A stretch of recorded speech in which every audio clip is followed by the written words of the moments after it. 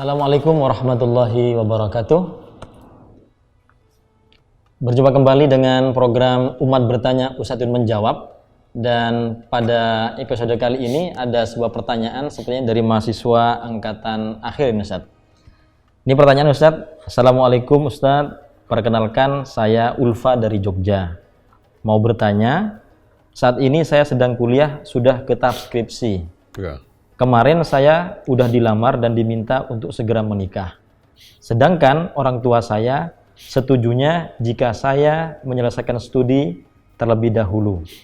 Lalu calon saya menawarkan untuk nikah siri terlebih dahulu. Karena takut perjalanan menuju nikah resmi nanti malah menimbulkan dosa karena sering bertemu. Baiknya gimana ya Ustadz? Mohon jawabannya. Monggo Ustadz. Baik Mbak Ulfa. Baiknya ikuti saran ibu. Ikuti saran ibu. Ikuti saran ibu. Jangan nikah siri.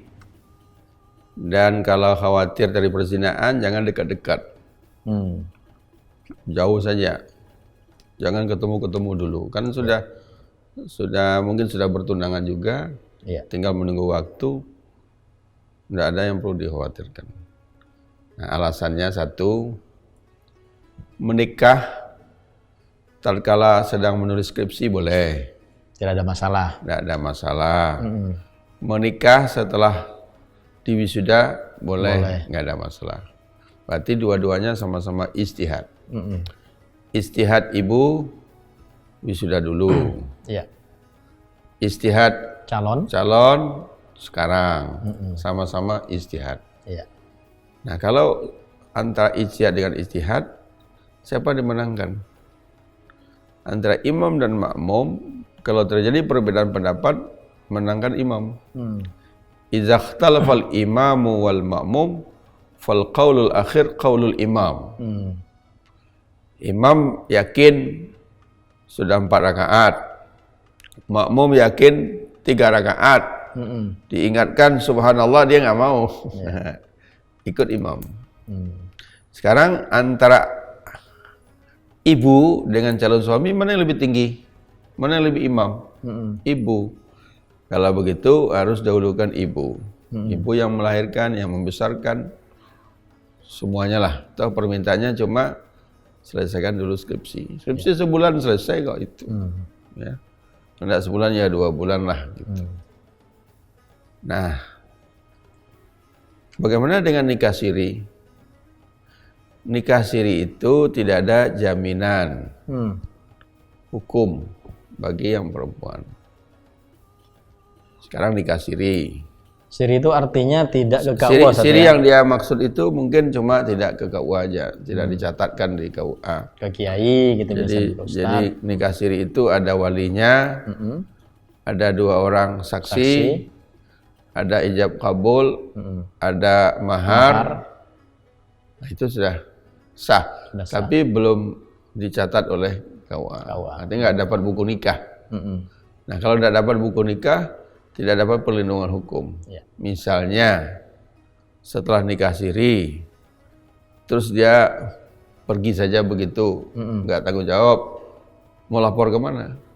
Lapor ke pengadilan, nggak ada buktinya. Ada bukti.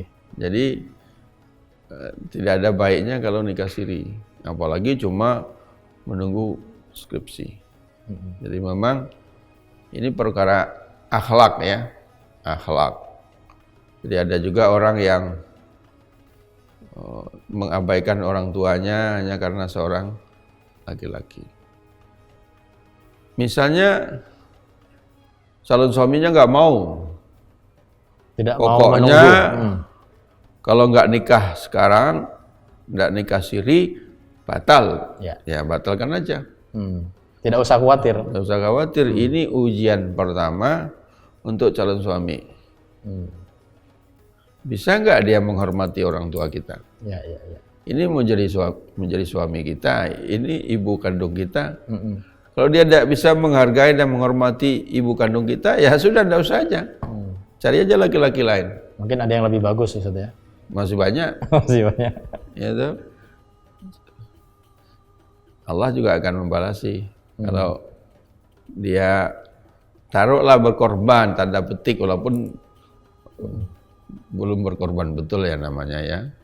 Taruhlah dia berkorban demi ibunya, dan itu sebuah bakti anak kepada orang tua, birrul walidain, ya Allah tentu akan ganti dengan yang lebih baik. Saya kira ini persoalannya tidak berat ya, karena menunggu sebentar. Kecuali kalau dia baru semester 3 suruh wisuda, itu memang kelamaan. Tapi ini kan sudah hampir selesai skripsinya. Jadi yang laki-laki juga ya sabarlah. Ya, tidak ada nikah siri nunggu.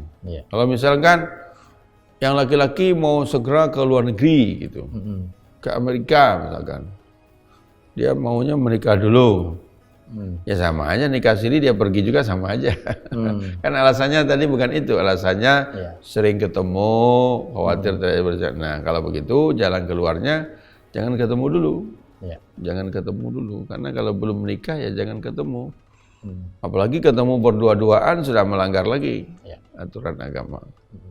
Nikah siri itu dulu Majelis Ulama Indonesia sudah pernah membahasnya secara serius dan mendalam dalam istimewa ulama di Gontor.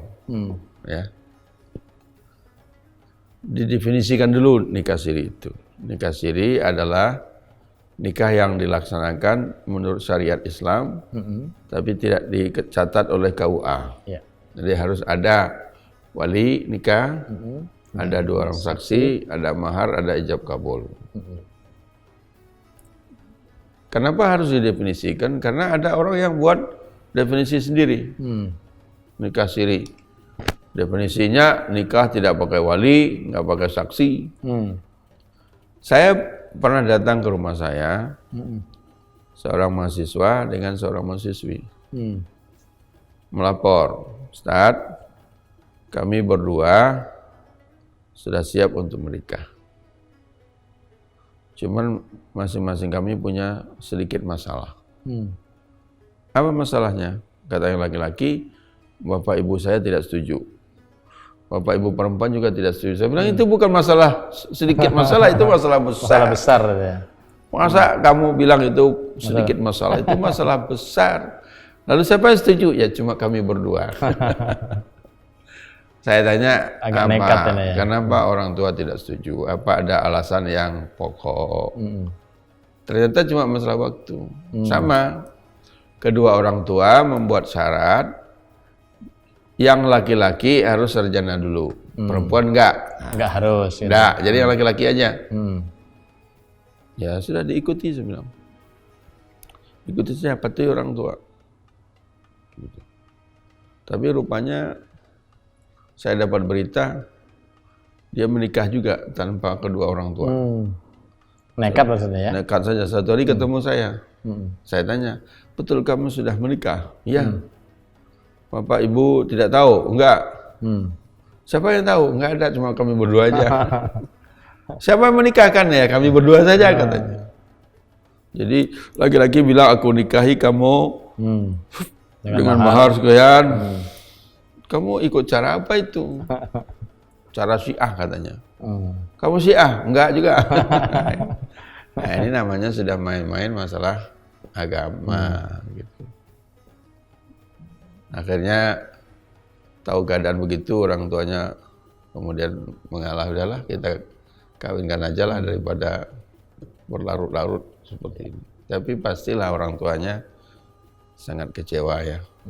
Jadi kita itu tentu lebih mengutamakan kehendak orang tua, keinginan orang tua. Kalau masalahnya cuma masalah yang tidak prinsip. Bahkan banyak orang yang masalahnya lebih berat dari itu, tidak setuju orangnya. Ya. Jadi dia sudah punya calon, tapi orang tua tidak setuju. Kalau ini kan sudah setuju, tinggal menunggu saja. Menunggu waktu sebulan 2 bulan lagi. Ya. Mungkin di kesempatan lain Ustaz, ada juga yang laki-laki perempuan ini berpacaran katakan seperti itu, atau mungkin laki-laki perempuan sudah saling mengenal, sudah ingin menikah, tapi orang tuanya jangan dulu, pacaran dulu nanti. Nah, kalau itu seperti gimana kalau seperti itu Ustaz? Jadi orang tuanya justru yang udah kamu pacaran dulu, jangan menikah dulu, masih muda dan sebagainya begitu. Ya, jadi ya orang tua tidak selalu benar ya. Kalau orang tuanya agak benar ya diluruskan dengan cara yang baik. Kalau misalkan alasan orang tua tidak prinsip ya dijelaskan, tapi tetap ada dialog. Ya. Tetap ada dialog, menunggu sampai orang tuanya ridha. Karena Nabi mengatakan ridha Allah fi ridhal walidain. Kalau dua orang tua tidak ridha, ya Allah juga tidak akan memberikan ridha. Sukhtullah fi sukhtil walidain. Marahnya Allah juga karena marahnya kedua orang tua. Nah, jadi kalau orang tua mengatakan nggak usah menikah dulu, pacaran aja, ya orang tuanya nggak benar, masa anaknya disuruh pacaran, nanti kalau pacaran dibiarkan terjadi perzinaan lebih berbahaya lagi. Jadi yang benar itu kalau nggak boleh menikah, tapi jangan juga solusinya pacaran. Ya. Tetap ada iffah, ada usaha untuk menjaga diri masing-masing. Dan kalau memang mau jodoh, tidak usah khawatir. Kalau jodoh tidak akan ada yang bisa menghalangi. Tapi kalau kita ikut kemauan orang tua, ikut ajaran agama, orang tua ridha, Allah ridha, nah insya Allah perkawinan itu berkah. Diridhai oleh Allah, bisa tentram, bahagia. Tapi kalau perkawinan dipaksakan, orang tuanya nggak reda, kecewa, nah, Allah tidak reda juga, perkawinannya bisa bubar, bisa berantakan, kacau dan segala macam. Ya. Baik Ustadz, begitu Mbak Ulfah, jawaban dari Ustadz. Jadi saran beliau sebaiknya mengikuti saran dari orang tua, karena orang tua bagaimanapun adalah orang yang secara posisinya itu wajib kita hormati, dan itu juga tidak akan terlalu lama menunggu skripsi. Jadikan peristiwa itu sebagai motivasi untuk segera lulus. Jadi ya. Tadi waktu istimewa ulama itu belum kita teruskan. Gimana Ustadz? Ya, kita teruskan sedikit. Jadi setelah didefinisikan nikah siri itu adalah nikah yang sudah memenuhi syarat-syarat secara syar'i tapi tidak diketahui. Terus pertanyaannya, bagaimana hukum nikah siri? Ya, nah, itu pertanyaannya di istimewa ulama itu. Kesimpulannya waktu itu, kalau dilihat dari segi aspek syariahnya, ini sudah terpenuhi. Tapi aspek maslahah, saddu zariahnya nggak terpenuhi. Karena apa? Karena kalau nikah siri tidak pakai catatan KUA, nggak ada buku, nggak ada perlindungan hukum. Ya. Kalau ia berjalan dengan baik semua, laki-lakinya setia, tapi kalau kemudian nikah siri terus punya anak, laki-laki kabur, nah istri itu statusnya apa?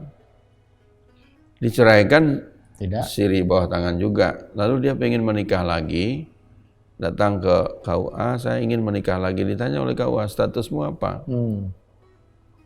Dia bilang janda. Mana surat cerainya? Ya. Atau surat kematian? Nggak punya. Saya udah pernah menikah. Mana surat nikah? Nggak punya. Kan repot tuh? Iya. Mau dibilang gadis, sudah menikah. Dibilang janda, nggak ada bukti janda. Terus kemudian anaknya terlantar. Bapaknya nggak tanggung jawab, lapor ke pengadilan. Siapa yang dituntut? Bapaknya. Ada bukti, wah itu bapaknya. Nggak ada.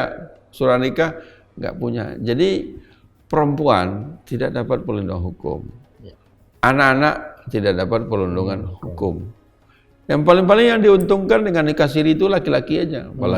Apalagi laki-laki mau kawin lagi gitu ya kan. Nikah siri karena istri pertama tidak setuju. Nikah lagi istri kedua tidak setuju. Siri. Nah, sehingga agak lama waktu itu. Dari segi syariahnya sudah terpenuhi, dari segi masalahnya tidak tercapai, bisa menimbulkan mudarat. Akhirnya dirumuskan begini oleh Majelis Ulama. Nikah siri sah, tapi haram jika menimbulkan mudarat. Jadi nggak tegas. Nikah siri sah, tapi haram jika menimbulkan mudarat. Nah, sebenarnya kita sebagai Muslim, warga negara, kita harus ikut dua-duanya. Tidak hanya syariah. Sebab undang-undang perkawinan menyatakan bahwa perkawinan itu sah kalau dilaksanakan menurut agama masing-masing. Nah, sekarang sudah muslim, muslimah, udah sah. Tapi ada yang keduanya, dicatatkan di KUA. Di KUA. Kalau tidak dicatat di KUA, berarti dia melanggar undang-undang perkawinan.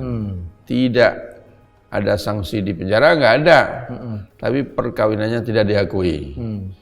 Kalau itu tidak mendapatkan perlindungan hukum. Jadi sebaiknya memang ikuti dua-duanya. Syariat Islam diikuti, hukum negara, undang-undang perkawinan juga dipenuhi.